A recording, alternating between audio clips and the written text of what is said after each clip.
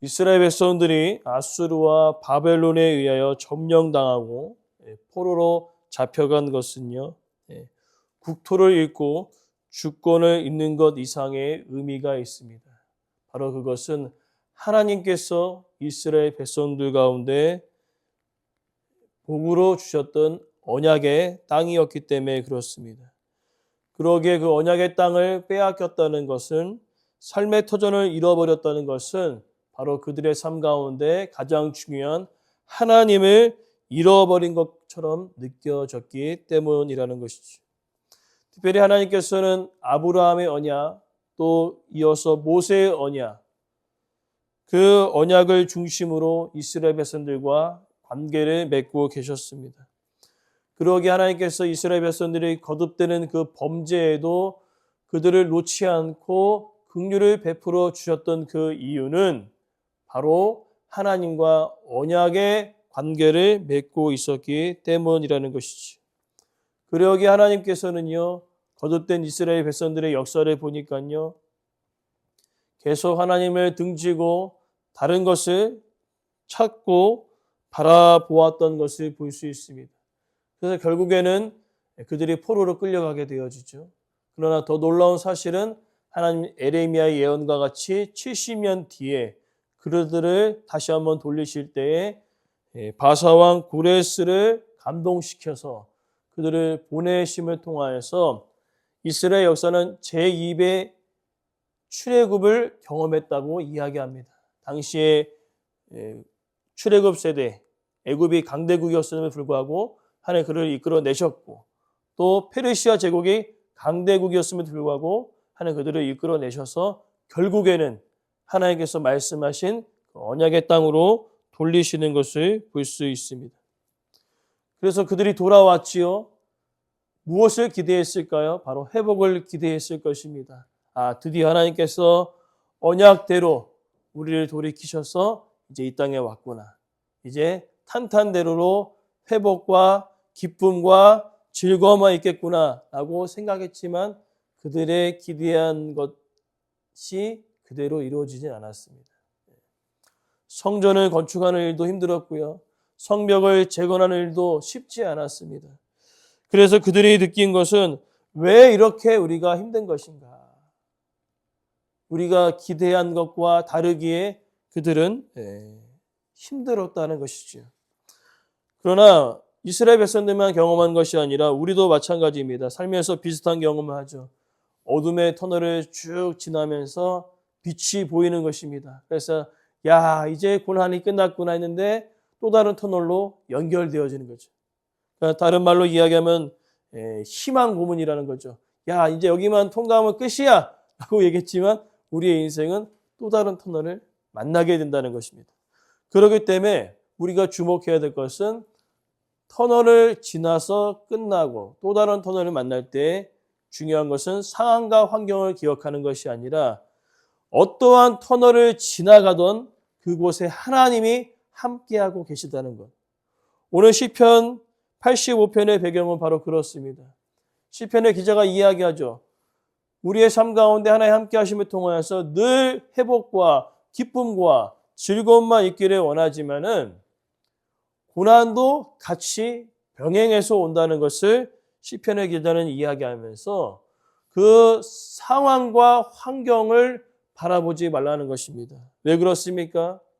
이스라엘 백성들이 불과 구름으로 인도하시는 그 하나님, 만나와 메추라기 주신 그 하나님께 집중한 것이 아니라 만나, 메추라기 거기에 집중하다 보니까요 애굽에서 먹던 것들이 기억나게 되므로 애굽으로 자꾸 돌아가려고 하는 것이죠. 근데 애굽으로 돌아가면은 그들의 신분이 무엇입니까? 종이거든요. 자유가 없습니다. 그런데도 불구하고 지금 현재의 상황은 없는 것이. 그렇기 때문에 그들이 돌아가고자 했다는 것이죠. 그러나 우리의 삶도 마찬가지입니다. 상황과 환경에 집중하다 보면요. 돌아가고 싶은 거예요. 괜히 예수님 믿었나? 그냥 세상과 다시 함께하는 게 더 편하지 않았나? 그런 생각할 때가 있다는 것이죠. 그러할 때에 읽어야 할 시편이 바로 85편인 것입니다. 그래서 85편은요. 시간의 순서에 따라 세 가지로 나눠지는데 1절과 3절은 과거를 회상하고요. 그리고 오늘 읽었던 우리의 4절과 7절은 현재에 대하여 하나님께 간구하고 있으며 8절과 12절은 미래에 대한 기대와 소망을 가지고 기도하는 것을 볼 수 있습니다.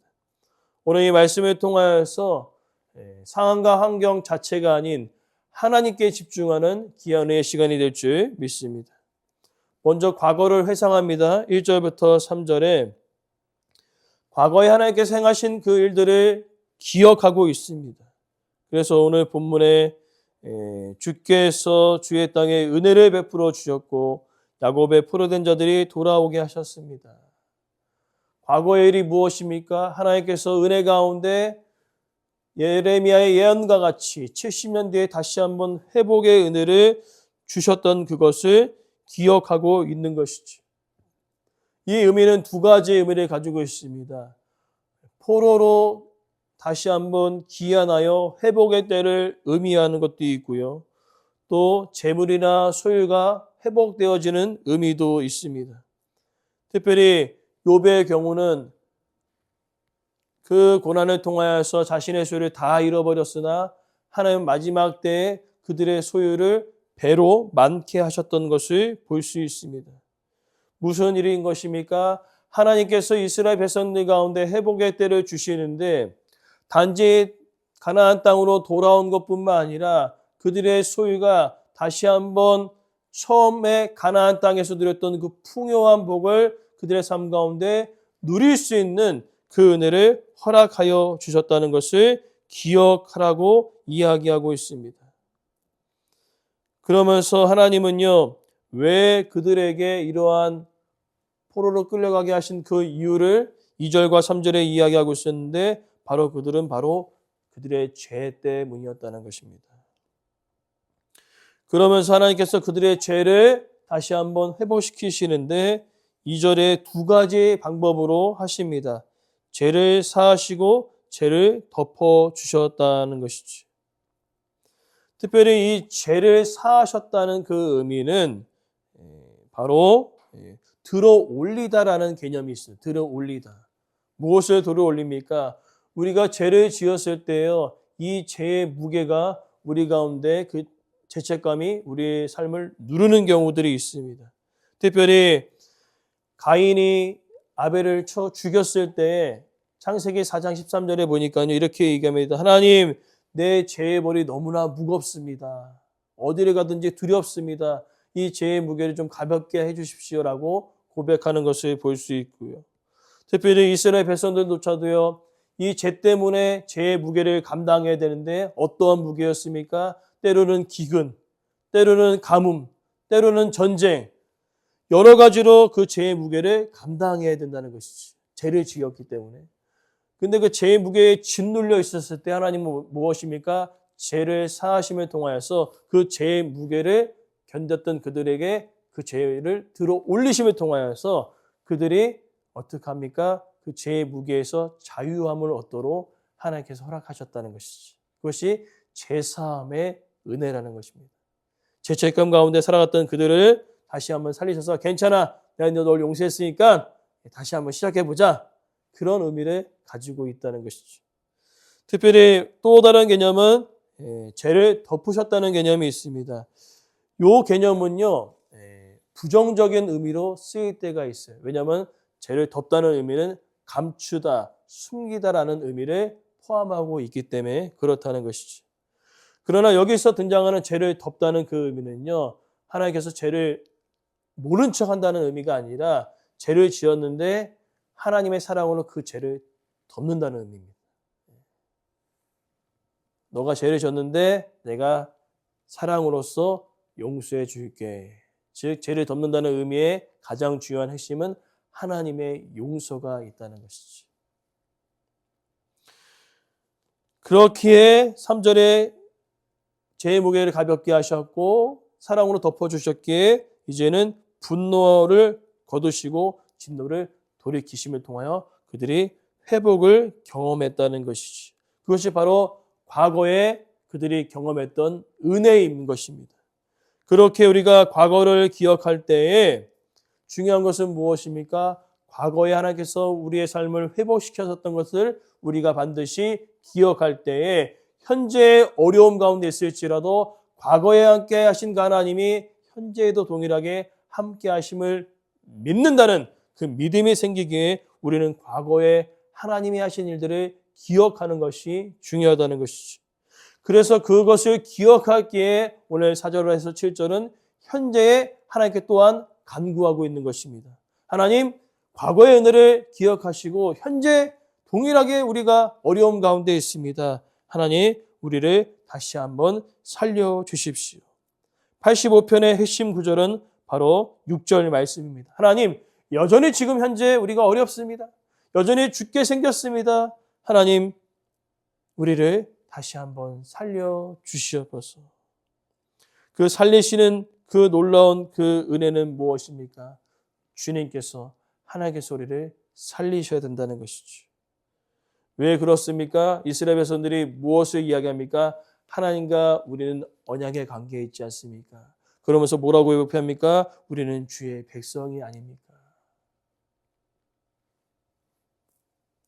그러하기에 7절에 주의 인자하심을 주의 구원을 우리에게 베풀어 달라고 기도하고 있는 것을 볼 수 있습니다. 그 인자는 우리 시편에 가장 많이 등장하는 단어죠. 헤세드, 변함없는 사랑과 은혜. 하나님, 우리가 여전히 현재 힘들지만 과거에 함께 하신 하나님, 그 사랑과 은혜는 지금도 현재도 변함없는 줄을 믿습니다. 그 변함없는 사랑을 지금 현재 우리 삶 가운데 베풀어 주시옵소서. 그러면서 시편 85편은요, 이렇게 딱 끝나도 됩니다. 하나님, 우리의 삶 가운데 회복의 은혜를 허락하여 주십시오.